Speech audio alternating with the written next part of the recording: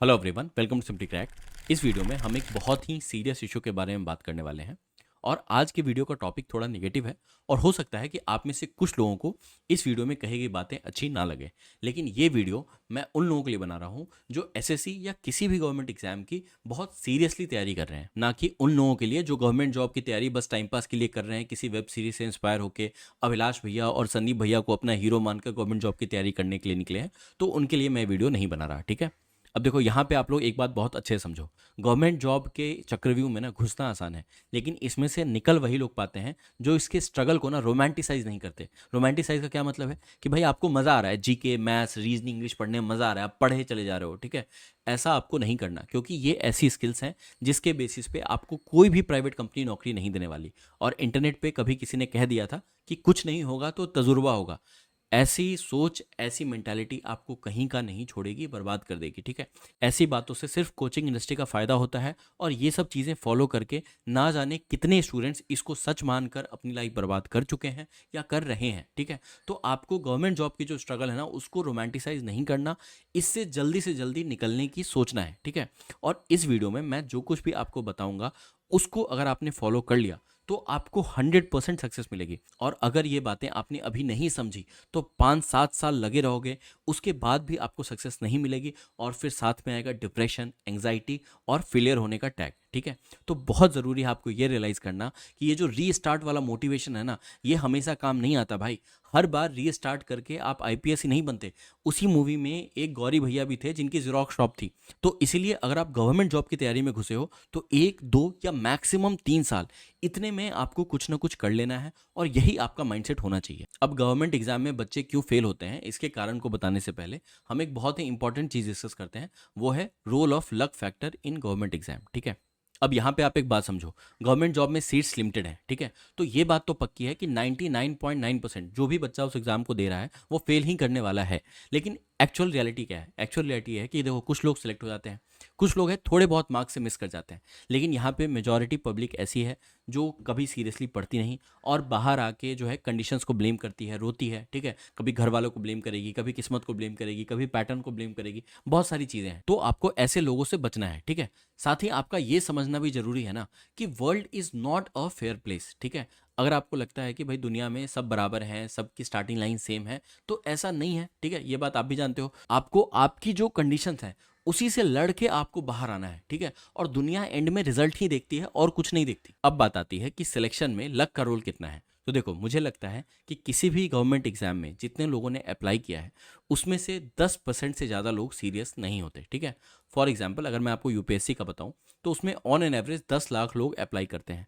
तो आप ऐसा मान सकते हो कि उस साल 1 लाख से ज़्यादा सीरियस एस्पिरेंट आपको नहीं मिलेंगे, ठीक है। और अगर आप यहाँ से थोड़ी बहुत पढ़ाई कर लेते हो, अपना सिलेबस जेन्युइनली कंप्लीट कर लेते हो, तो आप एक ऐसे पूल में पहुँच जाते हो जहाँ से स्टूडेंट्स का सिलेक्शन होता है। और इस पूल में मैं मानता हूँ कि 25,000 कैंडिडेट्स, इससे ज़्यादा नहीं होते हैं, ठीक है। अब यहाँ से आपको फाइनल जो पीडीएफ होता है ना, उसमें सिलेक्शन के लिए चाहिए 50% हार्डवर्क, ठीक है, और 50% लक, ठीक। और इस 1 लाख से 25,000 के पूल में आने के लिए आपको चाहिए क्या? 100% हार्डवर्क।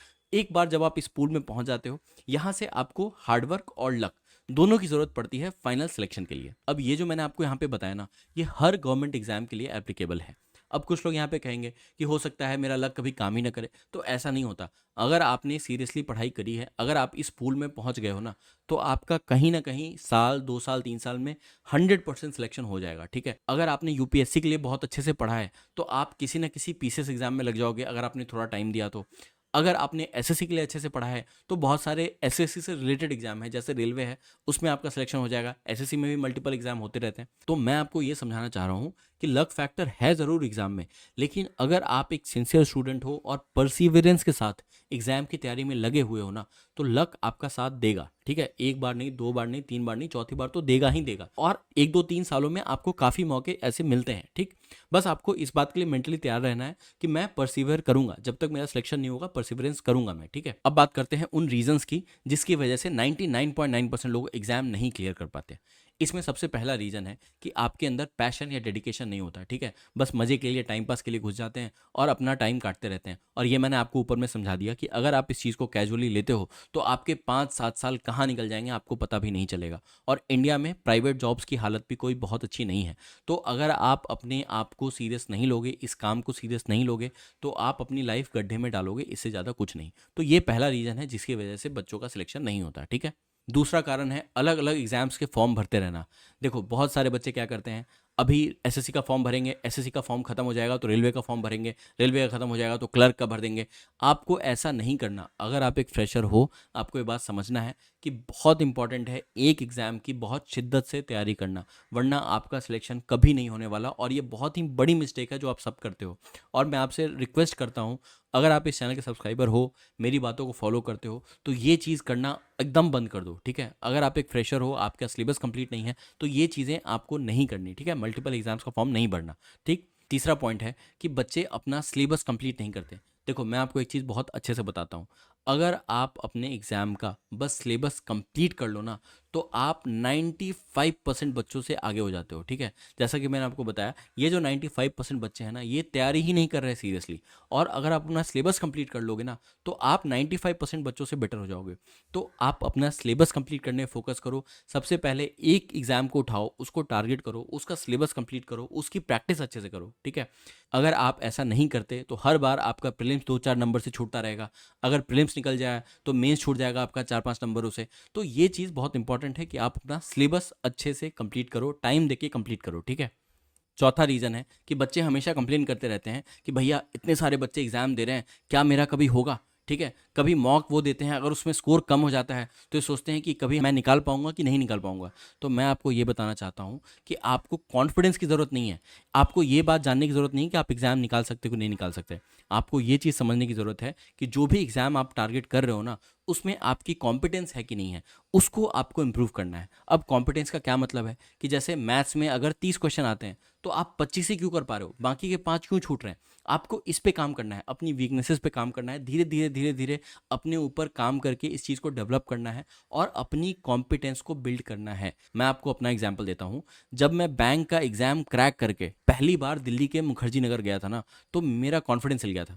मुझे लगा यार इतनी भीड़ है, इसमें कैसे मेरा सिलेक्शन होगा, ठीक है। अगर मैं बैंक एग्ज़ाम निकालने से पहले मुखर्जी नगर गया होता तो शायद मेरे में कॉन्फिडेंस ही नहीं होता। मैं रूम में अकेला सेल्फ स्टडी करता था, तब जाके मेरे में ये कॉम्पिटेंस डेवलप हुआ कि मैं बैंक का एग्ज़ाम निकाल पाया। और उसके बाद मैंने कैट का भी एग्ज़ाम निकाला, एसएससी का भी एग्ज़ाम निकाला, तो मैंने मल्टीपल एग्ज़ाम्स निकाले। और ये तब हो पाया जब मैंने अपने कॉम्पिटेंस बिल्डिंग पे काम किया, ठीक है। इस बारे में नहीं सोचा कि भाई इतने सारे बच्चे हैं, मेरा सिलेक्शन होगा कि नहीं होगा। तो ये आपके लिए समझना बहुत ज़रूरी है। आप कॉन्फिडेंस को इंपॉर्टेंस मत दो, आप कॉम्पिटेंस पे फोकस करो, ठीक है। आपका कॉम्पिटेंस रहेगा तो 100% आपके एग्जाम्स क्लियर होंगे, ठीक है। अगला जो पॉइंट है कि बच्चे पेशेंस नहीं रखते, ठीक है।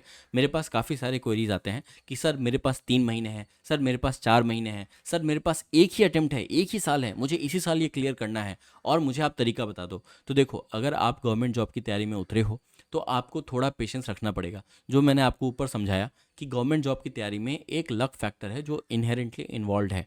तो अगर आप इस तैयारी में आए हो तो पेशेंस रखो, ठीक है।